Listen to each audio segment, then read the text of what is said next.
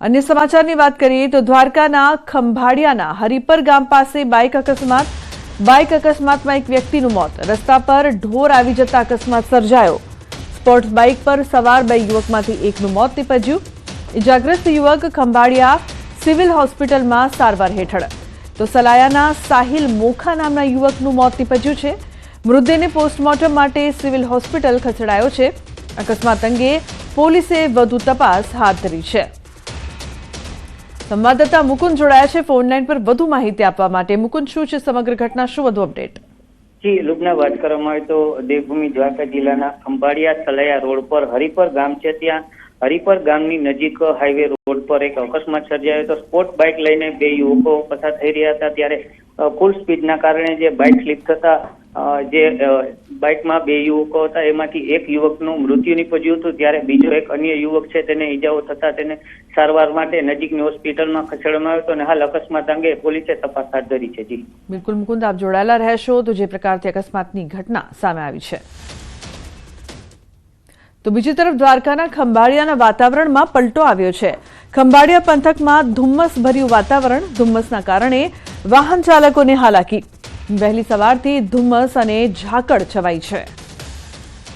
તો મુકુંદ જોડાયા છે વધુ માહિતી આપવા માટે। મુકુંદ, જે પ્રકારથી ધુમ્મસના કારણે વાહન ચાલકોને હાલાકી અને અચાનક વાતાવરણમાં પલટો, શું વધુ અપડેટ? જી લુબના વાત કરવામાં આવે તો દેવભૂમિ દ્વારકા જિલ્લામાં છેલ્લા 4 થી 5 દિવસથી વાતાવરણમાં પલટો જોવા મળી રહ્યો છે। વાત કરીએ તો દ્વારકા જિલ્લાના ખંભાળિયા પંથકમાં દિવસના તડકો અને રાત્રિના સમયે ઝાકળનું સામ્રાજ્ય ફેલાયું હોય છે, ત્યારે દિવસના તડકાના કારણે જે તડકો વધારે હોવાય અને રાત્રિના સમયે આખી પૂરી રાત ઝાકળ હોવાના કારણે બેવડી ઋતુનો પણ માર જોવા મળી રહ્યો છે। ત્યારે વહેલી સવારે ધુમ્મસભર્યા વાતાવરણના કારણે વાહન ચાલકોને પણ મુશ્કેલીનો સામનો કરવો પડ્યો હતો। વાહન ચાલકોને વિઝિબિલિટી ઘટવાના કારણે લાઇટ ચાલુ રાખીને રસ્તા પર પસાર થવું પડતું હતું। જી બિલકુલ મુકુંદ, આભાર સમગ્ર માહિતી બદલ। તો ફરી ગુજરાતમાં ગરમીનો ટૂંકો રાઉન્ડ શરૂ। આજથી ફરી આકરી ગરમીમાં શેકાવા તૈયાર રહેજો। ગરમી અંગે હવામાન વિભાગની મોટી આગાહી। આજથી 2 થી 3 ડિગ્રી સુધી તાપમાનમાં વધારો થશે, તો કાંઠાના ભાગોમાં ભેજવાળું હવામાન રહી શકે છે। 24 એપ્રિલ સુધી ગરમ અને ભેજવાળું હવામાન રહી શકે। 22 अप्रैल से लेकर 24 अप्रैल तक उष्ण एवं आर्द्र पवन के कारण असहज स्थिति का होने का संभावना है। और पवन का दिशा जो है अभी पश्चिम से उत्तर पश्चिम है। अहमदाबाद और आसपास क्षेत्रों के लिए जो पूर्वानुमान है, इसमें क्लियर स्काई रहने का पूर्वानुमान है और जो उच्चतम तापमान है 41 डिग्री सेंटीग्रेड के आसपास रहने का संभावना है। और जो उच्चतम सबसे अधिकतम तापमान रिकॉर्ड हुआ है वो है राजकोट में 41.7 डिग्री सेंटीग्रेड। तो सूरतना महीधरपुराમાં યુવકને તાલિબાની સજા। ટ્રેનમાંથી યુવકને ઉતારીને ઢોર માર માર્યો। 3 યુવકે માર માર્યો, પોલીસે એકને પકડ્યો। 3 યુવકે ટ્રેનમાંથી એક યુવકને ઉતારીને બેરહેમીથી ફટકાર્યો। તો શોએબ બિલ્ડર શોએબ ખાન પઠાણ ઉર્ફે ખુફિયા અને જુનેદ અલીને માર માર્યો। વિડીયો વાયરલ થતા પોલીસે એક આરોપીની ધરપકડ કરી છે। મહીધરપુરા પોલીસે શોએબ પઠાણની ધરપકડ કરી છે। मेरा नाम शोएब खुफिया। ये वीडियो बना के मैं सबको बताना चाहता हूँ। थोड़े दिन पहले एक लड़के के साथ मैंने मारामारी किया था, उसका एक वीडियो बनाया था, वायरल हो गया। उसके लिए मैं माफी चाहता हूँ। सबको बताओ किसी से मगजमारी गाय गंदा करने का नहीं, तो दिक्कत होगा।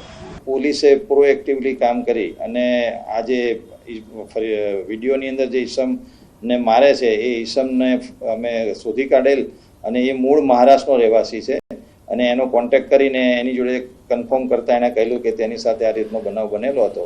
તો એની ફરિયાદ લઈને પોલીસે તાત્કાલિક ગુનો દાખલ કરી અને જે ઈસમો મારતા હતા એ લોકોને શોધવાની તુરંત જ કાર્યવાહી કરતા, જેની અંદર એક જે એક્યુઝ છે એ જે સલાબતપુરાનો રહેવાસી છે એને પોલીસે પકડેલો છે। તો અમદાવાદના જુહાપુરામાં મારામારીનો વિડીયો વાયરલ થયો છે। લાકડી અને ધોકા વડે યુવકને માર્યો માર। નજીવી બાબતમાં ઝઘડો થતા માર માર્યો, તો પોલીસે ફરિયાદ નોંધવાની તજવીજ હાથ ધરી છે। લાકડી અને ધોકા વડે માર મારવામાં આવ્યો છે। નજીવી બાબતમાં ઝઘડો થતા માર માર્યો। હાલ આ વિડીયો છે તે વાયરલ થઈ રહ્યો છે।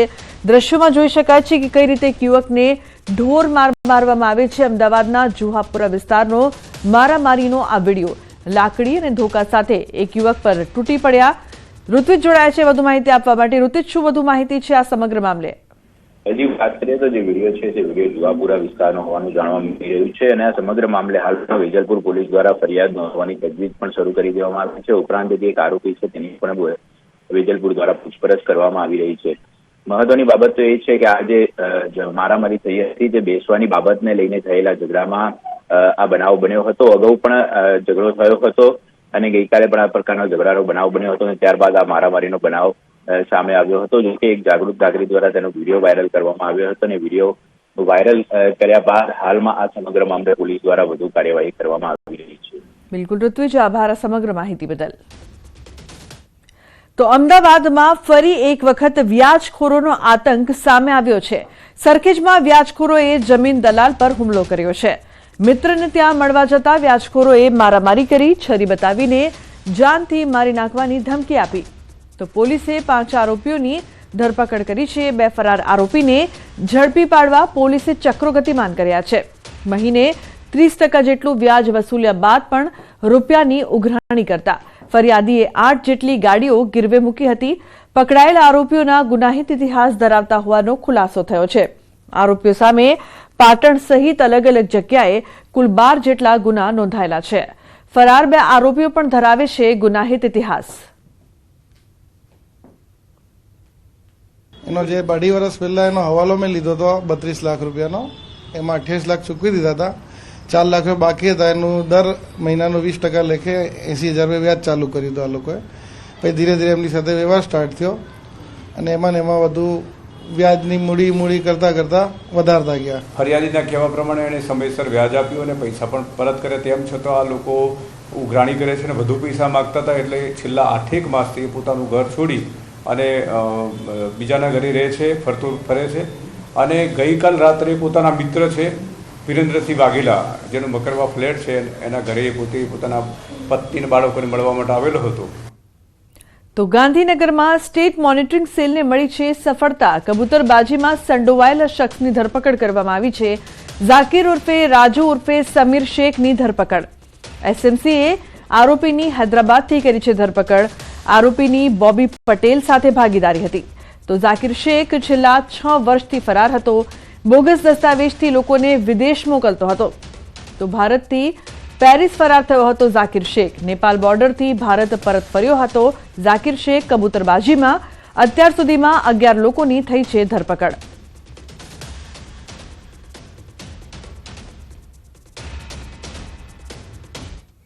દીવમાં બોગસ ડોક્યુમેન્ટ્સને લઈને મોટો પર્દાફાશ। દીવમાં એજન્ટો બનાવે છે બોગસ ડોક્યુમેન્ટ્સ।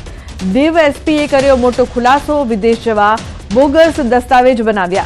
તો નેતાઓ દ્વારા પોલીસ પર લવાયું દબાણ। પોલીસની છબી બગાડવાનો પ્રયાસ।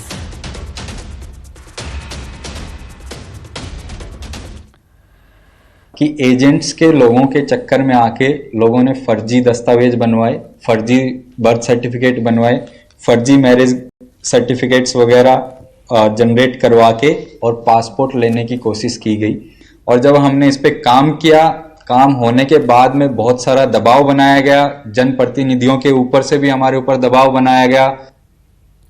મહેસાણાના ખેરાલુમાંથી સરકારી સબસિડીવાળું નીમ કોટેડ યુરિયા ખાતરનો જથ્થો ઝડપાયો છે। નાયબ ખેતીવાડી વિસ્તરણ વિભાગે બાતમીના આધારે જથ્થો ઝડપ્યો છે। ખેરાલુ એપીએમસી સ્થિત 112 નંબરની પેઢીમાંથી અંદાજિત 544 ખાતરની બેગો ઝડપાઈ છે। સબસિડીવાળા નીમ કોટેડ યુરિયા ખાતરનો ઇન્ડસ્ટ્રીયલ યુઝ થતો હોવાની પણ આશંકા। તો બેગોની પલટી મારી ઇન્ડસ્ટ્રીયલ યુઝ કરવામાં આવતો હોવાની આશંકા છે। ખેડૂતોને આપવામાં આવતું સબસિડીવાળું ખાતર ઝડપાયું છે। તો સરકારી ખાતર ઝડપાતા અનેક સવાલો ઉભા થયા છે। ખેડૂતને આપવાનું ખાતર ખાનગી દુકાનમાં કેવી રીતે પહોંચ્યું તે પણ એક સવાલ છે। ક્યાંક ખેડૂતોને નથી મળતું પૂરતું ખાતર, તો 544 જેટલી બેગો કેવી રીતે પહોંચી તે એક મોટો સવાલ। નાયબ ખેતીવાડી વિસ્તરણ વિભાગની ટીમ દ્વારા સેમ્પલ લઈને પોલીસ ફરિયાદ નોંધવાની કાર્યવાહી હાથ ધરાઈ છે। તો ન્યૂઝ 18 ગુજરાતીના સવાલ ખાતરની ગોલમાલ અંગે શું બેગો પલટીને ઉદ્યોગોમાં થતો હતો ઉપયોગ, તે પણ એક મોટો પ્રશ્ન અહીં ઉપસ્થિત થઈ રહ્યો છે। જે પ્રકારથી ખેડૂતોને અપાતું ખાતર ખાનગી દુકાનમાં કેવી રીતે પહોંચે તે પણ એક મોટો સવાલ છે. ઉલ્લેખનીય છે કે ખાનગી પેઢીમાં આ ખાતરનો જથ્થો છે તે પહોંચ્યો કેવી રીતે, ખેડૂતોની જે વસ્તુ છે તે ત્યાં કેમ પહોંચી તે મોટો પ્રશ્ન.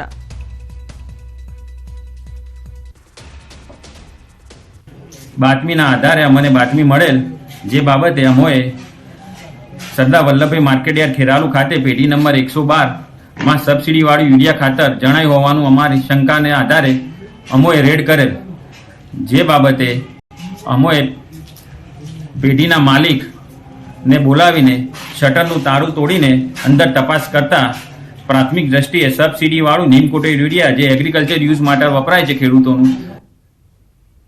અન્ય સમાચાર સુરતથી. નકલી શેમ્પૂના ગોડાઉન ઝડપવાનો મામલો. પોલીસે વધુ 2 આરોપીઓની ધરપકડ કરી છે. ડેનિશ વિરાણી, જેમિલ ગાબાણીની ધરપકડ.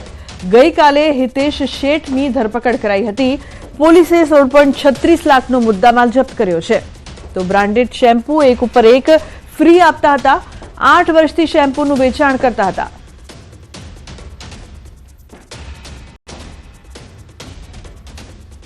તો બુલેટિનમાં હાલ રોકાઈશું એક બ્રેક માટે. આપ જોતા રહો ન્યૂઝ 18 ગુજરાતી.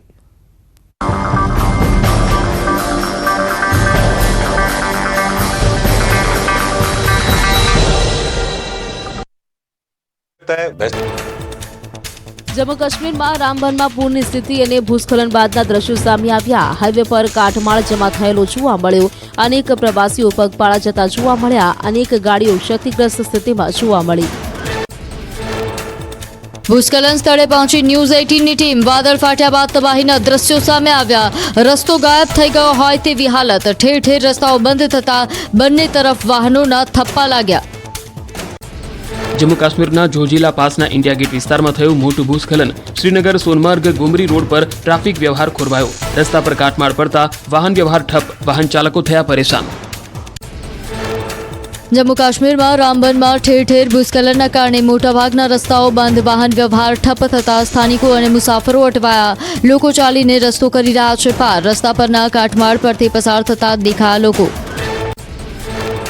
જમ્મુ કાશ્મીરના રામબનમાં ફરી શરૂ થયો ભારે વરસાદ. મોટી હોનારત બાદ ફરી વરસાદ શરૂ થતા સ્થાનિકો અને ફસાયેલા પર્યટકોના જીવ પડીકે બંધાયા.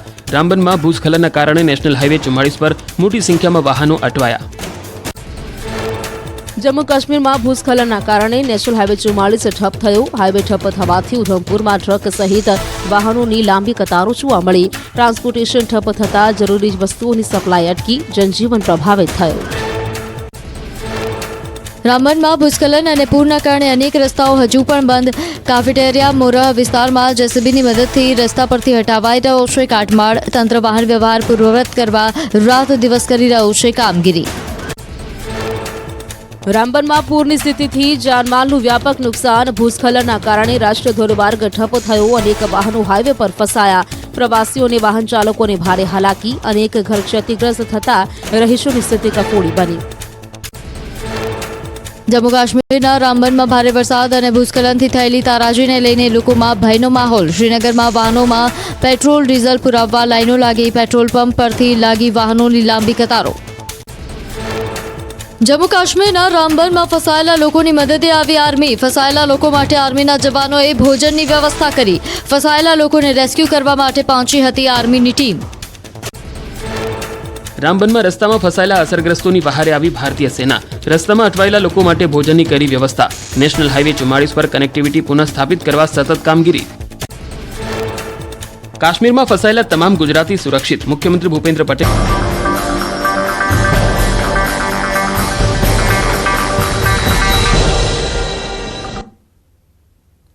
Welcome back. સમાચારમાં આગળ વાત કરીએ તો જમ્મુ કાશ્મીરમાં ફસાયેલા તમામ ગુજરાતી સુરક્ષિત. ગુજરાત પોલીસ સતત જમ્મુ કાશ્મીર પ્રશાસનના સંપર્કમાં. પ્રવાસીઓને જમવાની વ્યવસ્થા કરવામાં આવી છે. જરૂરી પગલાં લેવા સૂચના પણ આપવામાં આવી છે. પરિસ્થિતિ સુધર્યા બાદ ત્યાંથી બસ સાથે પ્રવાસીઓને રવાના કરાશે. વાદળ ફાટ્યા બાદની તબાહીના દ્રશ્યો આવ્યા છે સામે. કેટલાક વિસ્તારમાં રસ્તાઓ ગાયબ થઈ ગયા હોય તેવી સ્થિતિ સર્જાઈ છે. કેટલાક વિસ્તારમાં જમીનનું મોટા પાયે ધોવાણ થયું છે. હજુ પણ કાળા ડિબાંગ વાદળો ઘેરાયેલા રહેવાથી પ્રવાસીઓમાં ફફડાટ છે. તો અલગ અલગ દ્રશ્યો, એક તરફ ગુજરાતીઓ ફસાયા છે, તેમની જમવાની વ્યવસ્થા પણ કરવામાં આવી રહી છે. અનેક ગાડીઓ છે કે જે ફસાઈ ગઈ છે, ચોતરફ પાણી પાણી. તો આ તમામની વચ્ચે બચાવ કામગીરી પણ થઈ રહી છે. જમ્મુ કાશ્મીરમાં પાલનપુરના 20 જેટલા મુસાફરો ફસાયા છે.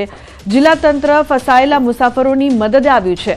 ફસાયેલા મુસાફરો માટે ભોજન સહિતની વ્યવસ્થા કરાઈ રહી છે. શ્રીનગર જવાના રસ્તા બંધ હોવાથી ફસાયા. બનીમાં વાદળ ફાટવાના કારણે ભેખડ ધસી હતી. આ ભેખડ ધસતા મુસાફરોની બસ ફસાઈ છે.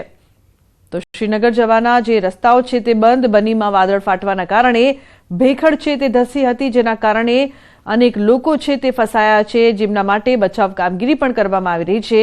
જમ્મુ કાશ્મીરમાં પાલનપુરના 20 જેટલા મુસાફરો ફસાયા છે. ગુજરાત સરકાર દ્વારા જમ્મુ કાશ્મીરના પ્રશાસન સાથે તમામ જે બાબતો છે મદદને લઈને ચર્ચા થઈ રહી છે. મુસાફરો માટે ભોજન સહિતની વ્યવસ્થા પણ કરવામાં આવી રહી છે. શ્રીનગર જવાનો રસ્તો હાલ પણ બંધ છે, જેના કારણે આ તમામ મુસાફરો છે તે અટવાયા છે. કિશોર જોડાયા છે વધુ માહિતી માટે. કિશોર, શું વધુ અપડેટ છે સમગ્ર મામલે? ચોક્કસથી જે પણ લોકો જે અટવાયેલા હતા એ તમામ લોકોને જે આર્મીનો જે કેમ્પ આવેલો છે તે કેમ્પ ખાતે ખસેડવામાં આવ્યા છે અને તમામ લોકોની જે જમવાની અને રહેવાની વ્યવસ્થા પણ આર્મી કેમ્પમાં કરવામાં આવી છે. જ્યારે આ રસ્તાઓ ખુલ્લા થશે ત્યારે જે ટ્રાવેલ્સ લઈને આ લોકો ગયા હતા તે ટ્રાવેલ્સને પણ ત્યાં આર્મી કેમ્પમાં લાવવામાં આવશે અને તે બાદ તમામ લોકોને જે છે તે જમ્મુ લાવવામાં આવશે અને જમ્મુ બાદ તમામ જે ગુજરાતીઓ છે તે તમામ ગુજરાતીઓને પોતાના વતનમાં લાવવામાં આવશે. મહત્વની વાત તો એ છે કે અત્યારે તમામ ગુજરાતીઓ સુરક્ષિત છે અને તમામ ગુજરાતીઓ પોતાના પરિવાર જોડે વોટ્સઅપ કોલિંગથી પણ વાત કરી રહ્યા છે. લુકડા. બિલકુલ કિશોર, આભાર સમગ્ર માહિતી બદલ. અન્ય સમાચાર, બનાસકાંઠાથી ધાનેરામાં રખડતા શ્વાનનો આતંક. 3 શ્વાને કિશોર પર કર્યો હુમલો. 3 શ્વાને કિશોરને બચકા ભરતા ઇજાગ્રસ્ત. સ્થાનિક વેપારીઓએ કિશોરને બચાવ્યો હતો. કિશોરને ઇજા પહોંચતા સારવાર માટે ખસેડાયો છે.